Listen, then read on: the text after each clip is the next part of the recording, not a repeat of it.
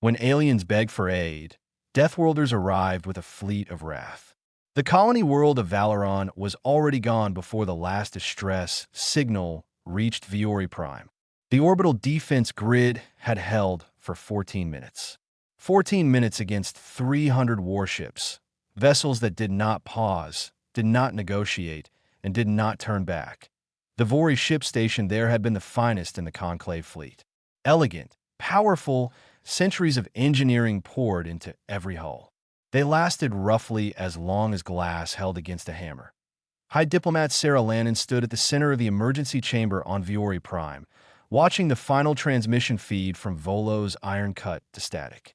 Around her, 30 representatives of the Conclave were on their feet, voices overlapping, everyone speaking, and no one listening. She let them run. She had already done the calculations.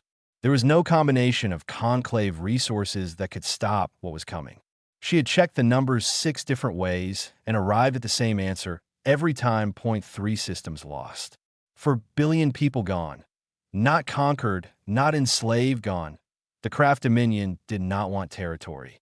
They did not want resources or prisoners. They wanted the galaxy to contain exactly one form of complex life, and they were working through the list with terrifying efficiency. Their declaration at the start of the war had been 8 words. There is room in this galaxy for one. Sarah raised one hand. The room went quiet. We have exhausted every option, she said calmly. That calmness frightened the people around her more than any outburst could have. Every treaty, every deterrent, every weapon and alliance built over 3,000 years of Conclave history had been tested against the craft and found wanting. She paused. There was one choice they had not yet made. Ambassador Kathan of the Lay rose from his seat. Tall, silver-skinned, already furious. If you are about to suggest what I believe you are suggesting, I am suggesting we contact humanity, Sarah said. The chamber erupted. They are primitive, Kethorn said loudly over the noise. They have been a spacefaring species for 60 years. They are emotional and impulsive. Why would we trust our survival to them? They stopped their internal conflicts and unified. That is why I am making this proposal. She pressed a control on the table. A single intelligence file appeared on every screen, compiled by a Conclave observer 7 years prior. It was mostly routine, population counts, tech assessments, trade projections. But the final section was a personal note, never flagged or escalated. Sarah had found it 3 days ago and had not slept properly since. The note read, I made the initial error of classifying humans as prey animals. After 11 months of observation, I corrected that. They do not push outward from curiosity. Something in their nature refuses to stop. They survived a world designed to destroy everything that lived and dominated it. Every large creature either serves them or avoids them. They over-engineer everything. Their soldiers train for failure as much as success. Update classification, unknown potential. Do not mistake current peace for softness. It is patience. The chamber was silent. The Craft Dominion has never encountered a Deathworld species, Sarah said. Every other species built shelter from danger. Humans built civilization inside danger. That is why we turn to them. She looked across every face. I am opening a channel to Saul. If anyone has a stronger option, I am listening. The room stayed silent. The signal traveled 11 hours through the relay network. It arrived at Earth's Unified Terran Admiralty building at 3:17 a.m. local time. The duty officer read the header, sat still for a moment, and quickly moved up the chain of command. 14 minutes later, Admiral Helen Ward was at her desk. 54 years old, sharp-eyed, she read the Valori message once, then again, then a third time. Outside, the city of New Geneva slept under the glow of the orbital elevator, stretching into the dark sky, like a single thread connecting the ground to the stars. She set the message down. 30 seconds of silence. Then she spoke 4 words into an encrypted frequency that few knew existed. Activate contingency wrath. Every officer in the Terran Admiral team knew those words. Every system stirred.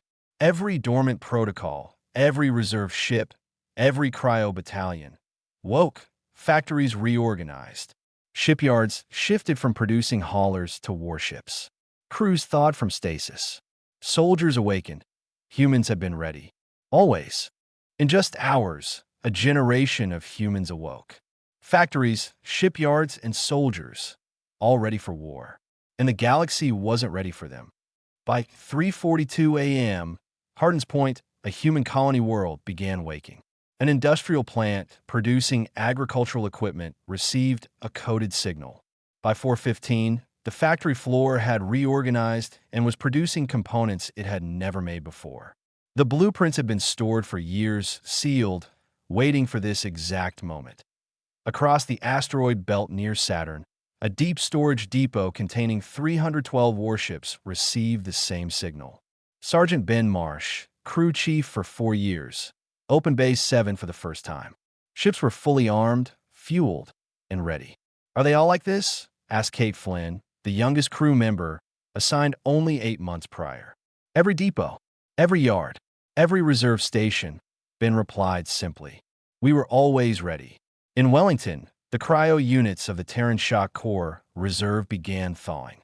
Soldiers who had been sleeping for years awakened with quiet focus. Corporal Gary Hole of the 14th Shock Battalion, under stasis for over 9 years, sat up, drank his warm fluid, and asked calmly, "How long?" "9 years, for months," the technician replied. Gary nodded. "No panique. No hesitation." He moved to his locker, dressed, and prepared. Around him, hundreds did the same, trained, instinctive, unhurried.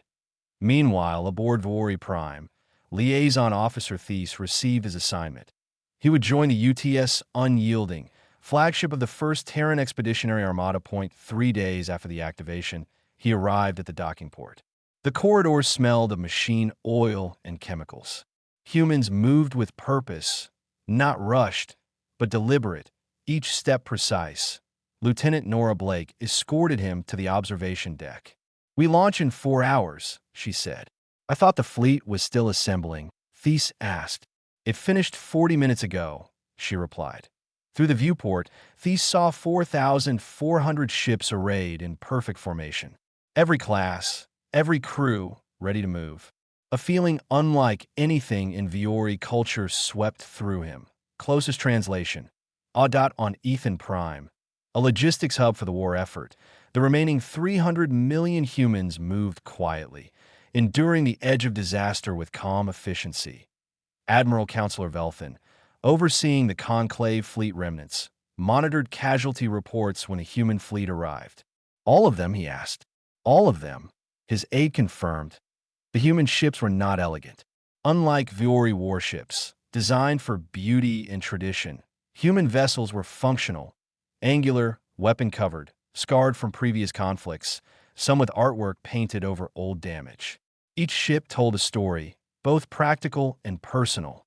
Admiral Helen Ward stepped onto Ethan Prime with no ceremony. She declined formal greetings and went straight to the war room. She listened to the Viore defensive strategy with focus, asking precise questions at the exact right moments.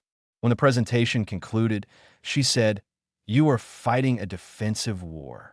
That ends today. We move offensively, starting in 48 hours." The council exchanged nervous glances. Could they trust humans, a species they had barely studied? War didn't wait for approval. Capability was already present. Closing hook, lead into Part 3. 2 days later, the first engagement began. The Craft Dominion sent a 2,000-ship fleet, confident in their formula. They were not ready for what humans would bring. From the Unyielding's observation deck, Thies watched human ships take direct hits and keep moving. Hull breaches, system failures, nothing stopped them. Crews repaired, improvised, pressed forward.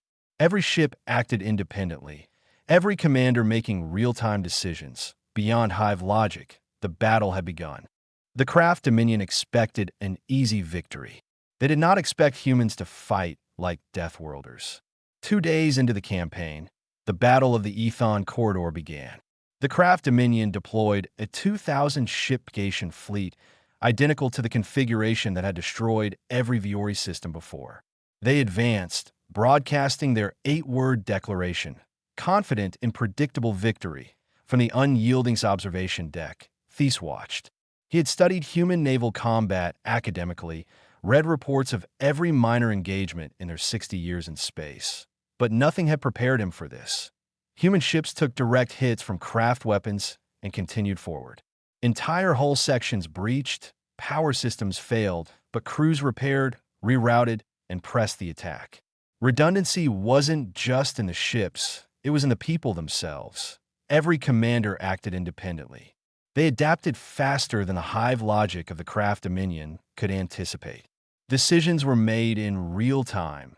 Thousands of minds operating simultaneously, improvising in ways no collective intelligence could predict. The battle lasted 6 hours, but to Thies, it felt like an eternity compressed into sharp, precise moments. The craft fleet, never faced with sustained resistance like this, began to shift formations, reacting to human unpredictability.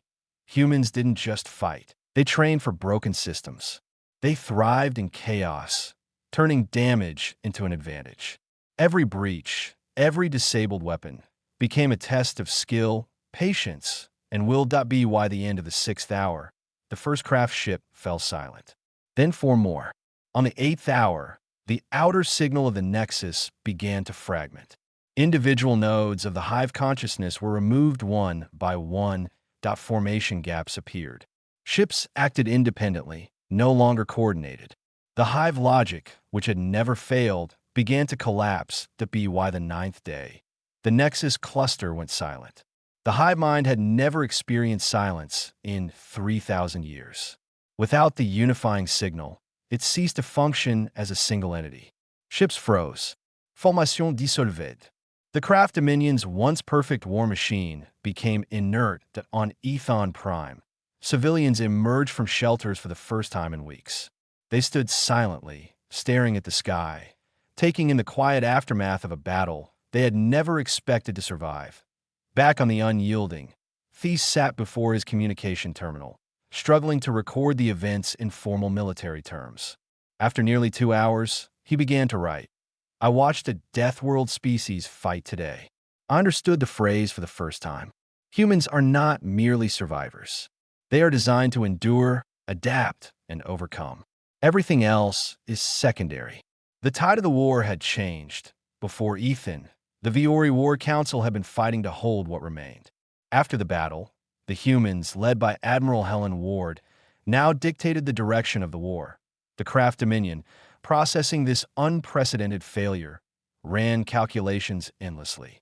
For the first time, the hive mind encountered an opponent it could not model or anticipate. Closing hook. Lead into part 4. The humans were coming, not just to defend, but to strike at the very heart of the craft dominion. The Nexus cluster, a hidden system of 7 collapsed stars and the central hub of the hive mind, awaited. The war had shifted. The humans were no longer reacting, they were leading. For the first time in 3,000 years, the craft dominion faced an enemy they could not calculate. Humanity was coming for their heart. Deep in craft space, the Nexus cluster sat hidden among 7 collapsed stars, a secret the Conclave had never mapped. Its core nodes pulsed with the hive mind's intelligence, anchoring the Dominion's reach across hundreds of light years.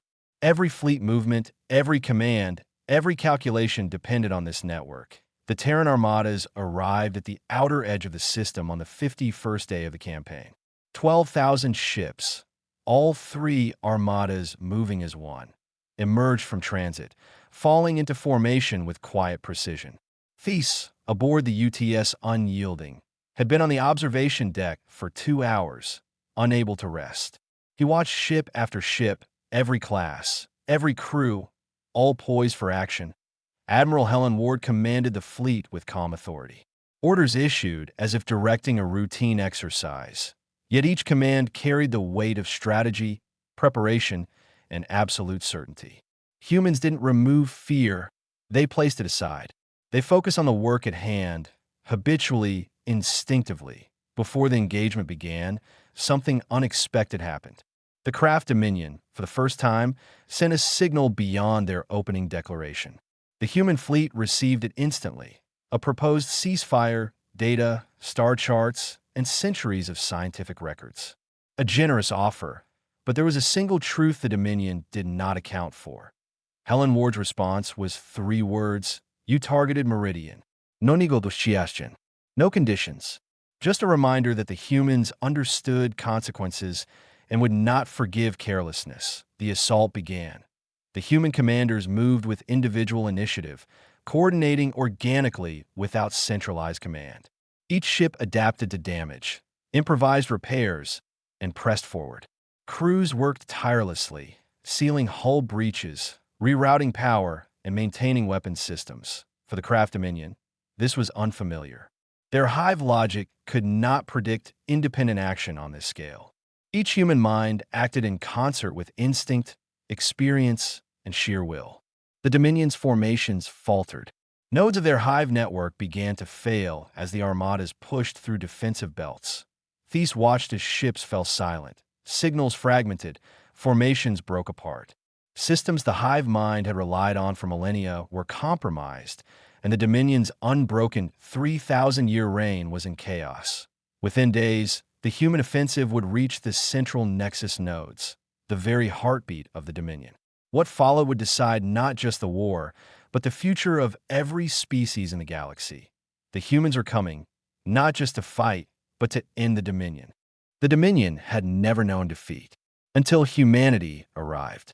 The Terran armadas moved into the heart of the Nexus cluster. 7 collapsed stars surrounded the core nodes, each pulsing with the hive mind's power. Thousands of core ships rotated continuously, their signals interlocked, maintaining the Dominion's cohesion across centuries of war. But the humans were relentless. Every defensive belt was breached, every node attacked, isolated, and removed. Ships fell silent, signals fragmented. The hive mind, a network that had never failed, ceased to function as a single entity on the unyielding observation deck. Thies watched in disbelief as the Dominion's coordinated fleet dissolved before him. Formation gap widened. Individual ships acted without direction. The hive consciousness, the backbone of the Dominion, was gone. Across human-controlled space, officers and crew maintained calm precision. Crews repaired, rerouted power, fired weapons, and coordinated assaults, all without hesitation. That be why the 9th day, the Nexus cluster was silent. The Dominion's centuries of expansion ended, not with a massive strike, but with the quiet of a signal that no longer came. Helen Ward stood at the viewport. Outside, the wreckage of the Nexus drifted slowly among dead stars. No celebration, no cheating, just the quiet acknowledgement of duty fulfilled. Thies, beside her, finally asked the question he had been holding since the start of the campaign. "Did you enjoy this?" Helen Ward was silent. Then she said, "No, but we were ready. We have always been ready." She paused, looking at the wreckage. The universe does not care whether you survive. You prepare. You endure. You act. That is what Deathworlders do. 1 year later, on Viore Prime, the Grand Conclave convened. Among the agenda items was a proposal by High Diplomat Sarah Lannon to update the official registry of humanity. The new entry read, Terran origin, Death World Apex status. Ally. Note, do not ask them to choose between patience and force. When patience ends, force is total. They honor the fallen. They forgive when required. But they never forget. The UTS Unyielding left the Nexus system 12 hours after the final signal faded. Its hull scarred, its crew quiet, and its bow pointed home, to Sol, to Earth, to the place humanity had always defended and would continue to defend against any force in the galaxy. Humanity did not seek war, but when the galaxy called, they answered. They fought like Deathworlders, and the universe would never forget it.